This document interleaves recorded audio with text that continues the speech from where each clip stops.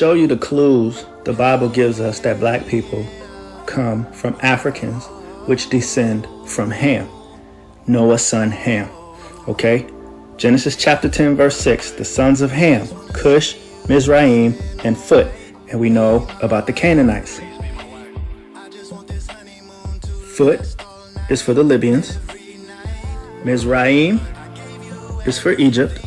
And remember, these weren't just like states back then. These were larger regions. And Cush is for Ethiopia. It's literally the word used for black. One of the words used for black by the Israelites who speak Hebrew. It's a word used for black in the Bible. You don't have to leave the Bible to try to prove this. This is in the Bible.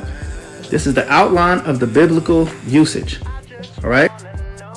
If you Google the etymology of the word Cush, the history of the word Cush, there's a bunch of references that you'll find that tell you that this word is also used for black. Okay? One of the things you'll find is that there was a Jew named Ezekiel the tragedian. Okay? He was a playwright. He wrote plays. And there's a play from the 3rd century BC, but about the time when Jesus was born, where he's talking about Zipporah. Okay? She's describing her life in Libya. The writer of this play is a Jew, talking about his character living in Libya. It is inhabited by tribes of various people, Ethiopians, dark men. Why is a Jew talking about Ethiopians like they're dark men if he himself is a dark man? Okay? This doesn't matter too much to the Hebrew Israelites because they separate themselves from Ham. They don't believe they're from Ham. They believe that they're black. They believe that the people that come from Africans that are black are Negroes. They don't consider themselves to be from the Negro population or from Africans. They think they are from Shem. They have these examples in the Bible where they think that the Jews, the Israelites, were just as black as the Ethiopians and those from Ham. And so they're saying that they all look the same, but it was by some miracle. I want to say a miracle because of curses in Deuteronomy. Only the black Jews, the Hebrew Israelites, were victims of the transatlantic slave trade that came to America. An Ashkenazi Jew is a descendant of Japheth mixed with a descendant of Shem. An Ashkenazi Jew is not just a descendant of Ashkenaz, one of Japheth's descendants. I'm starting to realize people don't understand. It's the same as an Ethiopian Jew, a descendant of Ham through Cush, mixed with a descendant of Shem. That's why they're an Ethiopian Jew. They're not converts. You don't become a Jew by converting. Jew is a nation, a race, a bloodline. You can follow Judaism by converting to Judaism, like you can convert to Christianity or whatever else, but you don't become a Jew by converting to Judaism. That's not how that works. Again, an Ashkenazi Jew is a descendant of Japheth, white people, mixed with a descendant of Shem, Jews. You're welcome. I was just checking to see if I went viral. No? Okay. Let's check one more time. Billions of people on TikTok, and my video only got 300 views. TikTok only put my video in front of like 300 people, and it was like, nah, they weren't interested enough. We're not going to put it in front of nobody else. What if those 300 people don't know nothing about humor and truth and Jesus and all the stuff I'm talking about? What if you put it in front of the wrong 300 people? I want to give all the praises and the honor to Yahweh Bahashem, Yahweh Shai Bahashem, Rucha HaKodash, and double honors to the elder apostles and the elder bishops of Great Millstone. Honors as well to you brethren, you fellow believers of this truth, you supporters of this truth, right? Shalom to you few sisters and shalom to the elect. So anyway, I just did a video on this guy yesterday. I don't even remember what I did the video on this guy about, but I did one. And I saw Elder Manat Zadba did a video on him as well. dealing with 1948. You can go check that out, because I went back on this channel again, because this man said that those are the people of God. I don't understand that. For whatever reason, they call us racist, but he's actually promoting racism for them, and they all left, and somehow years later, they was put there, which was going back to 1918, believe it or not, the League of Nations or whatever. But somehow they self-proclaimed the prophecy and put them there. But Isaiah 14 don't say that. So I don't get that. You can go check out the elder's video. I watched most of it. I'm sure he went into quite a few points on that. But they all look alike now. So in Deuteronomy 28:64 said the Israelites would be scattered. So if they were the biblical Israelites, they would look like a whole bunch of nations. But anyway, jumping on this guy says we from Ham, right? And we're blacks and the Hams and whatever else they want to call it. Now, what this guy just wants attention. You saw what he said. He needs more views. And what these guys are doing, they're using Israelite truth, and they're trying to manipulate subscribers and use this as a tool of hate group for them to get profit, for them to profit. So this is all they're doing. And what this guy doing, that looks like he got a fake beard, because now they got them beards that beard weaves. I don't know if that's his real beard, but he looks kind of fake. So anyway, we're gonna go into that. So he says the people that's in the land now, they come from Japheth. So this is why so many multitudes of Hebrew Israelites, but yet these guys, these Christians, they won't emphasize on a particular Israelite group that's saying these things. Now, we don't teach that they come from Japheth. We know they all come from Shem, because out of the lineage. Now, what these people did in the land that Japheth was, they went in there and they hijacked the identity and said that they were Japhites. And they're not Japhites, they're Edomites. Just like they came to America, right? Just like they went to Europe, just like they went to Africa, and all claimed that they was part of these nations. And they wasn't. But this guy, he's not sharp enough to know anything. I don't know if it's the Jerry curl juice in his head that's clouding his brain cells with his pineal gland, or he's just so mad at the Hebrew Israelites that he's sold out to get a check. It's something is wrong with this guy. So let's go to Genesis 9. So what he's doing, he's promoting the same thing racist Christians promoted on us when they put our asses to slavery. Anyway, Genesis 9:27. God shall allot, let me go up here. 26. And he said, blessed, this is Shem's blessing and Noah's death. It says, and he said, blessed be the Lord God of Shem, and Canaan shall be his servant. Right? God, see what he's saying? Canaan shall be his servant. So the Christians use this. It says, since we were black and they were not black, yeah. Remember, they come up with this newfound complexion called olive, and it's green or red. I don't know. Green or red, something like that. So now it's a newfound complexion. But if that is the case, don't Negroes look like all these complexions? We're the one people that are multitudes of complexions, but we don't look like these different nations. Well, now we do. Anyway, God shall enlarge Japheth, and he shall dwell in the tents of Shem, and Canaan shall be his servant. All right, so let's go to, I'm going to just jump to Genesis. Genesis 17:17. It says, then Abraham fell upon his face and laughed and said in his heart, shall a child be born unto him that is 100 years old? And shall Sarah that is 90 years old, say 10 years apart, bear? And Abraham said unto God, oh, that Ishmael might live before thee. And God said to Sarah, thy wife shall bear thee a son indeed, and thou shalt call his name Isaac, right? And I will establish my covenant with him. So here you see different nations. Sarah had Ishmael, And then she got jealous about, well, not Sarah. Hagar had Ishmael. Sarah got jealous about it, and that probably, through the spirit helped rouse her up to want to get pregnant. So she got excited enough to get pregnant by Abraham, and Abraham implanted his seed in Sarah, and then here comes Isaac. Now, we know down through the line, let me go on down here. And I will establish my covenant with him for an everlasting covenant, and with his seed after him. As for Ishmael, I have heard thee, behold, I have blessed him, and he will make him fruitful, right?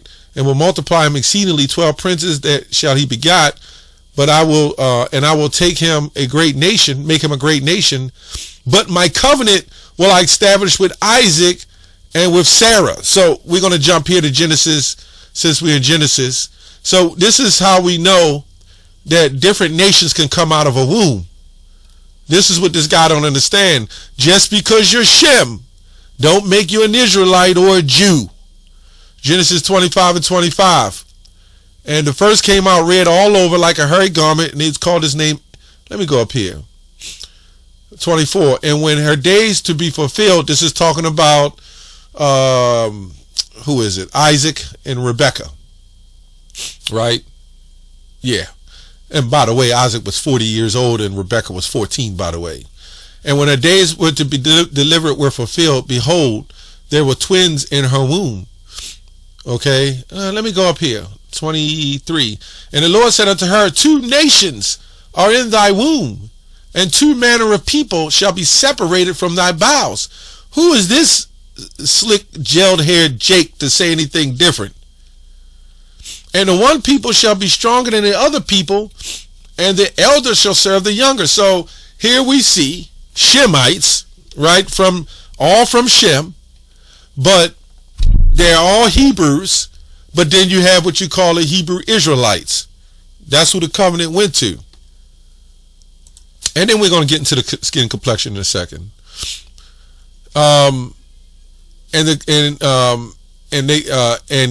It says, and when the days were delivered was fulfilled, behold, there were twins in her womb. And the first came out all red all over like a hairy garment. No, he wasn't hairy. It was just red all over like a hairy garment. Like they, when you go into ancient times, they had, I can't remember, they had like considered certain bags that would be reddish and hairy. I was just reading on that. I can't remember it all, but that's what they was ascribing them to, the texture of a hairy, something hairy. And they called his name Esau, right? So also in here, they'll say Esau means ruddy, and it actually doesn't. That's why it says red. It never said ruddy. Ruddy just means healthy complexion. But when you go into terminology, it will say ruddy. Yeah, they had a lot of clerical errors.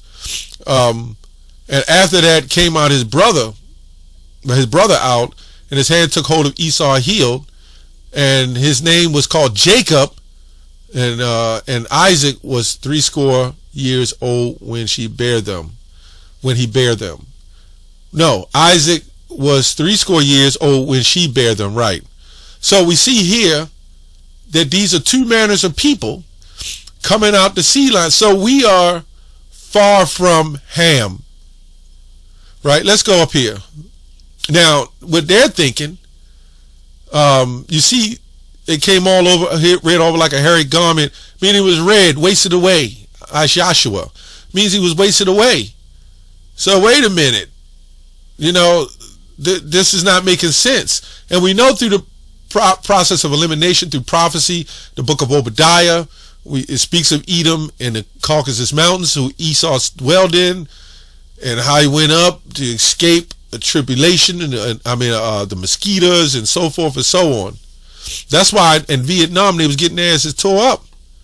That blood showed through their skin, boy, that's it. The mosquitoes got you. So they would put vinegar on their bodies.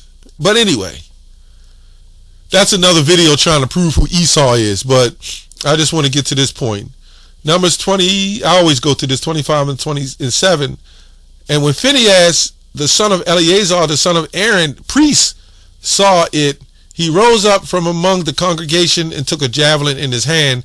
This is going into the story where Phinehas took the javelin and put it through the man who was laying with the heathen, not because it was a heathen exactly, but because of the worship of the other gods. That was the plague of Israel. So we look at Phinehas, right? Let's see what it means. Let's go to Phinehas. Let's see what it means. I already know because I looked it up in the Oxford Dictionary. It means the mouth of brass. Mouth of brass. Well, we know if it's called brass, and the scripture says Yahweh's feet was like unto fine brass. Fine brass is really dark. So this man would say, well, wait a minute. How can he say this man was dark if they were already black? Because there's different complexions. Some had darker, unique complexions. We'll get into that in a second. So here, grandson of Aaron, right? And this is what it says. It says Phinehas, the Negro, right there. Negro. Now, I could go into the Oxford Dictionary. Let me go there real quick. And let's look up mouth of brass definition. I looked this up a while back. Definition. Let's see what it says from Phinehas, brass mouth. It says here, bear with me, Phinehas, mouth of brass, from old Egypt, the Negro, right? Son of Eleazar, right? This man is the line. Why do you think we would call Negroes? And they didn't call them Hamites Negroes? Because we were different nations. Doesn't make sense. And you can even look at certain dark nations and see they don't look like us. In fact, there's some Arabs that have my very complexion and darker. And you would never go in 7-Eleven and say, you know what? You're a Negro too. Or you're a Hamite. Or you're a Cushite. This guy is weird. You know what I'm saying? He just sold out so much, man. He just making it up. So we go here. It says, let's go to Acts 13:1, right? 13:1. Now there were in the church of Antioch certain prophets and teachers as Barnabas and Simeon, right? It says that was called Niger and Lucius and Cyrene and Myranian, which had been brought up with Herod the tetrarch and Saul. So we go down here, right? It's called Simeon.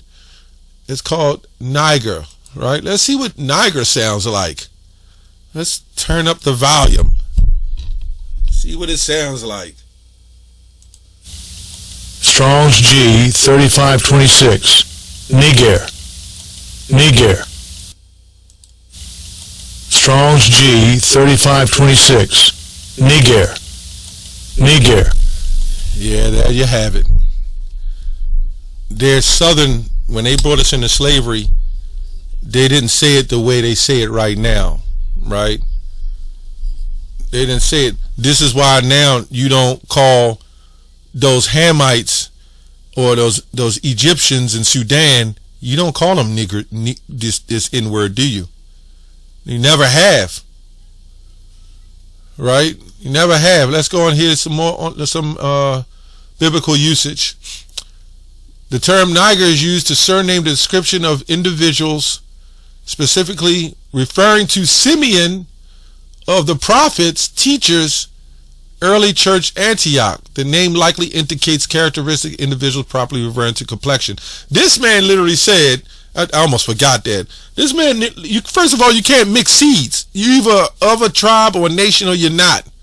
This man literally said that that the Hamites or the Cushites were Israelites. What kind of madness is that?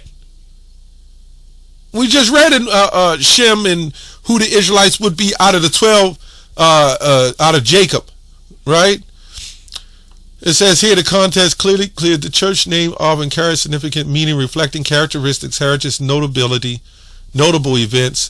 The use of Niger is description for Simeon suggests that he may have had a darker complexion. This is why I said darker. So when this man, I don't know the history of what this man was talking about with the playwright or whatever. If I'm a brown-skinned guy like I am, you would have had Israelites darker as well. This is why Joseph, when he was sold into Egypt, he recognized them, his brothers, but they didn't recognize him. And they were all dark. Right? They didn't recognize him, for when I'm not mistaken. Years later, Joseph recognized them, the ones that sold him, but he didn't recognize them. So if it was such a big difference and they were just white, wouldn't he have been able to recognize them? Wouldn't it have been easy? It's crazy how we're the only people that are not allowed in this truth. This shows you the racism of Christianity, right? And how these cells are set up to forward racial affliction on our people in a continuous manner. And these people will make us believe that. And then they'll run around wanting to be Hamites. No wonder they show us dancing and acting like buffoons, gun shooting and slinging. That was their whole purpose, to make us believe we were Egyptians. This is why they have no issue with Egyptians getting on white people or saying anything about them. But they do have an issue with us, right? Because there's a serious conspiracy. Is it possible that they know who we are? No doubt about it. Anyway, I'm not going to go any further in it. This man is a nut job. That's all I have on that. Shalom.